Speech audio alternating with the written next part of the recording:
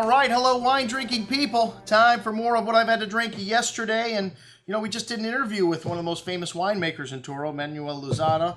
And kind of ironic, these guys came in just a short time after that.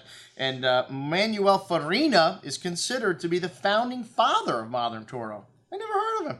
I mean, you know, hey, we haven't heard of everybody here at the Wine Watch. And he's 72 today, but still very much in control of the winery, the third generation now in charge. And maybe the reason we haven't heard from him is because he's an advocate for a softer, easier style of Toro, which Toro is not known for being soft. It is the bull. It is the biggest of all of the Tempranillo-based wines.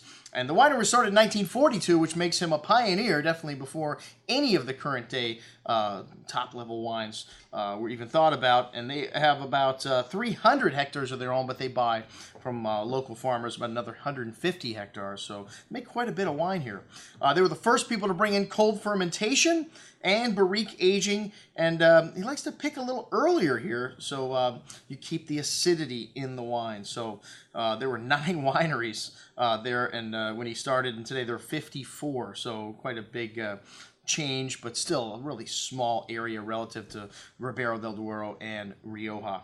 Anyways, the grapes used for this blend are from 40 to 120-year-old ungrafted vines, and this is the Malvasia, which this is a white varietal. You don't see too much white wine from Toro, but this is one of the traditional whites that you have growing there, and you do a little bit of carbonic here, and keep the wine really fresh. You get some lovely floral notes, some perfume, a very distinct minerality, an earthy component to this white, orange blossoms, lime citrus, a light and refreshing wine on the palate with some nice green pear and lime citrus fruit. A little bit of spritz there, you notice, on the palate with this wine from the acidity and tongue-tingly minerality. They make about 110,000 bottles of this wine, so rather large production, but it's the only wine they make. And they're one of the few people that make white wine. At $15, a very good little wine.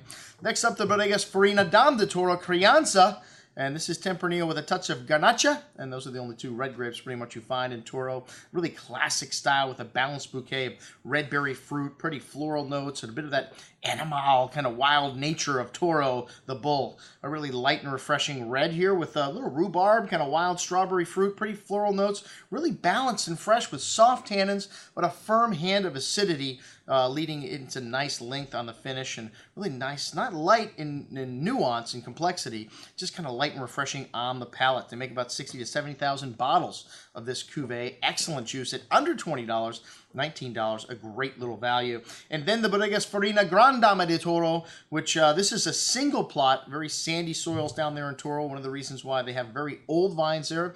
They've never been infected with phylloxera, so they're on their own roots. One of the few places in the world you can find really old vines still on their own roots. And there's some new oak used in this winery also. Not to say they're 100% old school, but in the Crianza, there's no new oak. A little new oak comes out in this cuvee. There's also a touch of Grenache in this wine, about 4%. A big aroma here of blackberry fruit, violet floral, lavender, good hand of exotic spice, incense, and a really complex bouquet here. Some espresso notes. You're noticing that new oak there. And this is one of the top wines made at the estate. You see the pedigree of these old vines in the site here. Gorgeous fruit, wonderful freshness, big but still balanced at 14% alcohol. It seems lighter than this on the palate. Nice array of spice and nuance on the nose through the finish. They only make about 25,000 bottles of this wine, and they do not make it every year. Most excellent juice at $55. Man, you get a lot for your money in Toro. That's what we had to drink with our friends from Bodegas Farina. I'm your host, Andrew Lamposoni, signing off for the Wine Watch, saying remember, always drink the good stuff first.